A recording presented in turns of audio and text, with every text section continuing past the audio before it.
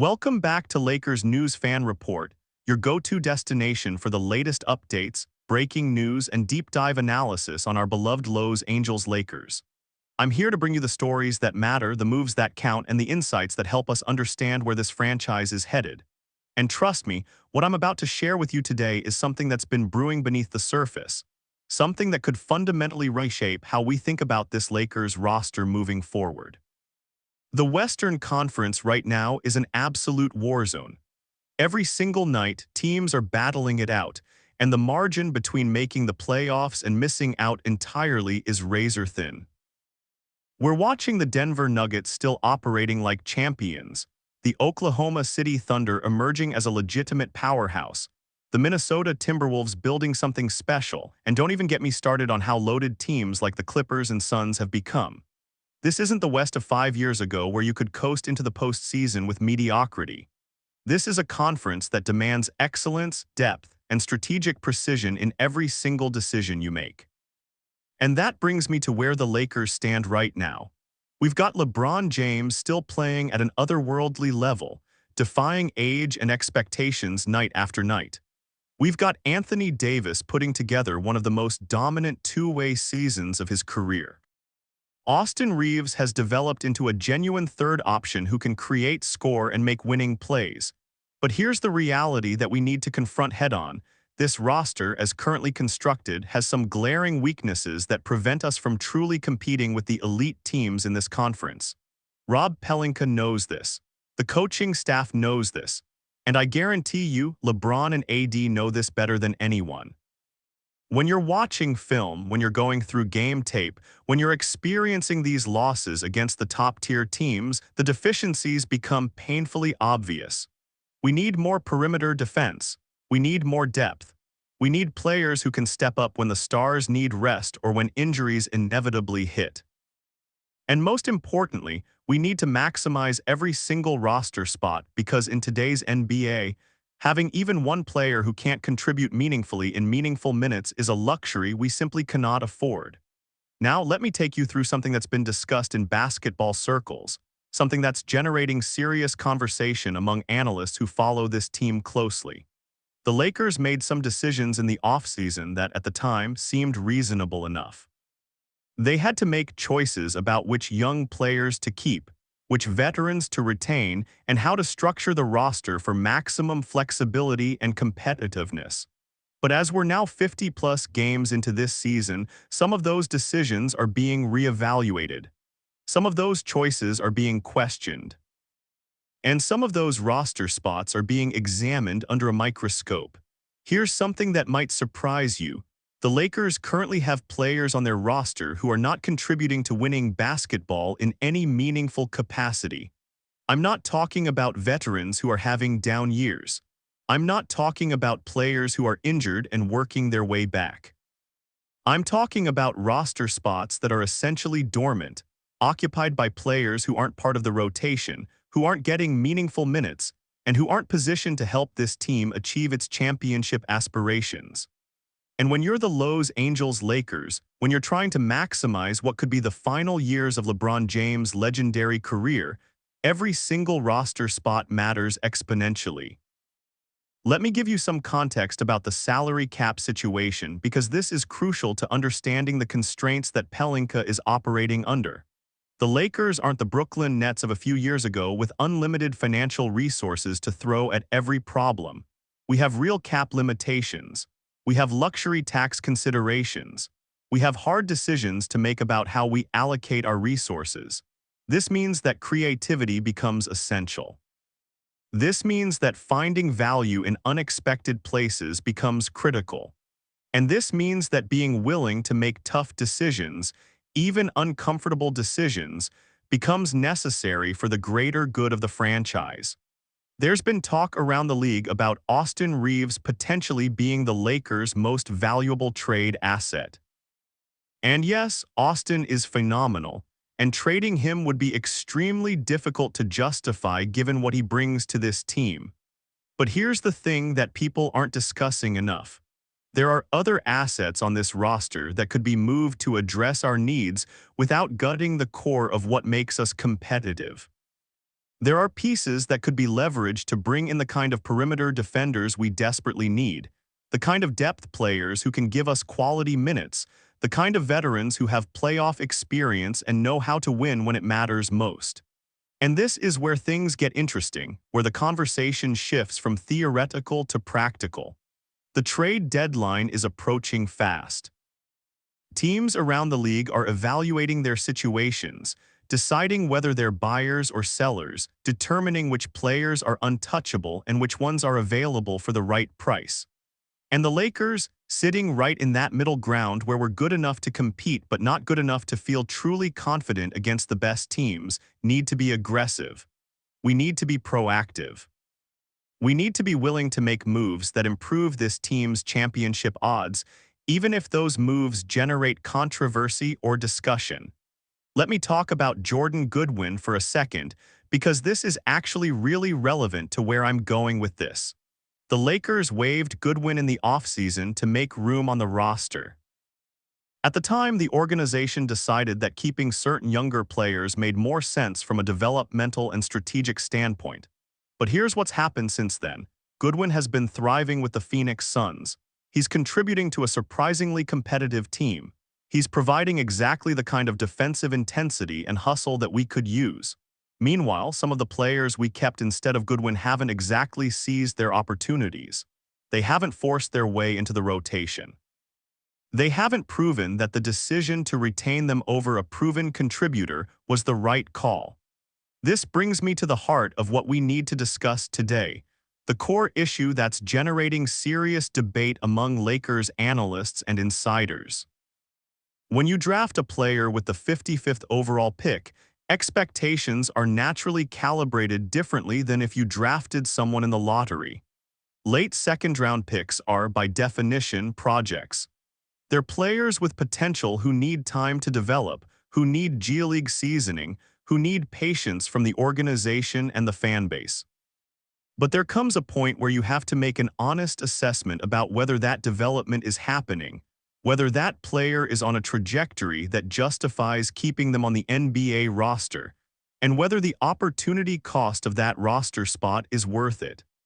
I'm going to share some statistics with you, and I want you to really let these numbers sink in because they tell a story. We're talking about a player who, over 51 appearances, is averaging 19 points and 0.9 assists per game. We're talking about someone shooting 8% from the field and 32% from three-point range. These aren't just below-average numbers for a young player finding his way. These are numbers that indicate fundamental struggles with the offensive side of basketball at the NBA level. These are percentages that make it nearly impossible to justify playing time in competitive games, especially for a team with championship aspirations. Now, defensively, there are some positive attributes. The engagement is there. The effort is visible. The ability to hold position on the perimeter and even defend in the post shows that there's NBA-level physicality and awareness. But in today's NBA, unless you're an absolute elite defender capable of changing games on that end alone, you need to be able to contribute offensively.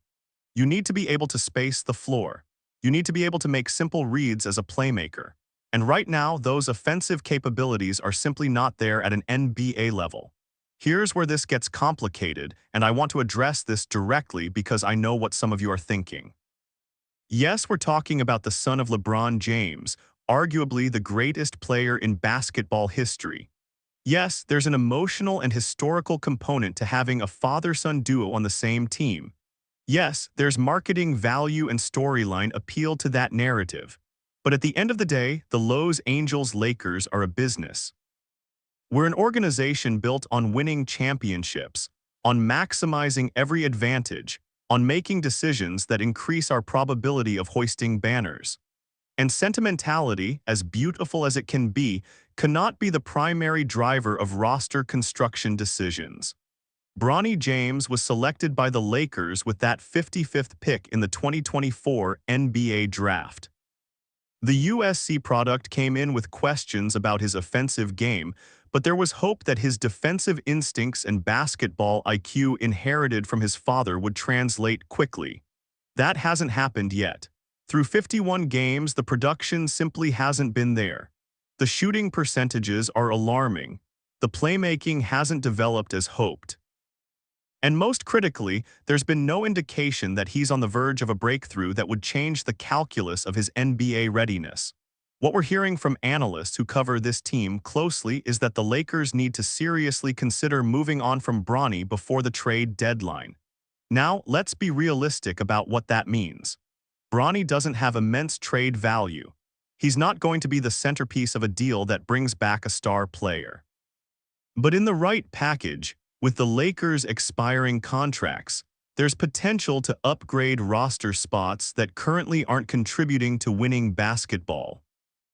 There's potential to bring in players who can help right now, who can provide the perimeter defense we desperately need, who can give our stars the kind of support necessary to compete in a loaded Western Conference.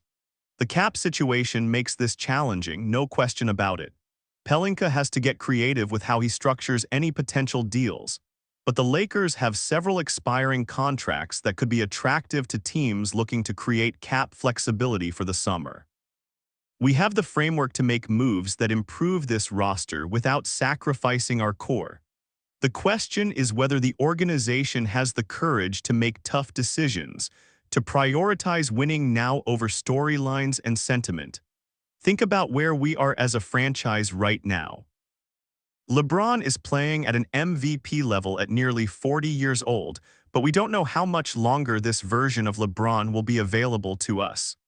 Anthony Davis is in his prime, putting together the kind of two-way dominance that makes him one of the 15 best players in the league. We have a window to compete for championships, but it's not an infinite window. It's a window that demands urgency, that demands maximizing every possible advantage, that demands making decisions based on what gives us the best chance to win a title. When you keep a player on your NBA roster who's averaging under 2 points per game on horrific shooting percentages, you're essentially saying that you're okay sacrificing roster flexibility and depth for other considerations. Maybe those considerations are worth it in some cases. Maybe there's developmental value that we're not seeing publicly. But when you're the Lakers, when you're chasing championship number 18, when you have two of the best players in the world on your roster, can you really afford to have non-contributing roster spots?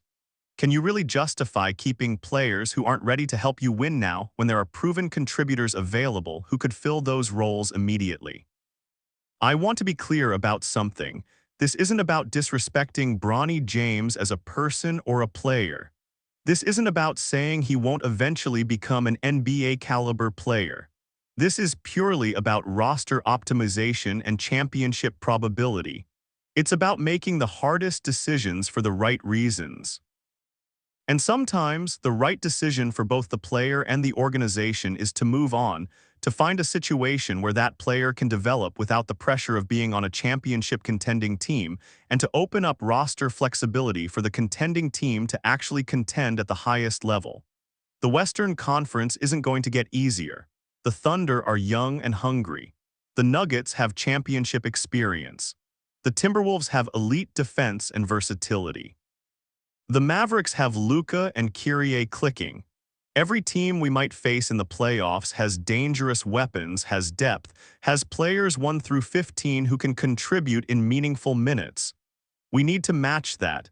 We need to have a roster where every player can be trusted in big moments. And right now, we're not there yet. We have holes that need to be filled, and we have roster spots that need to be optimized. Rob Pelinka has shown that he's willing to make bold moves. He constructed the roster that won us the championship in 2020. He's made in-season trades that have improved the team. He's not afraid of making tough calls when necessary. And as we approach this trade deadline, I believe he's evaluating every single option available to make this team better.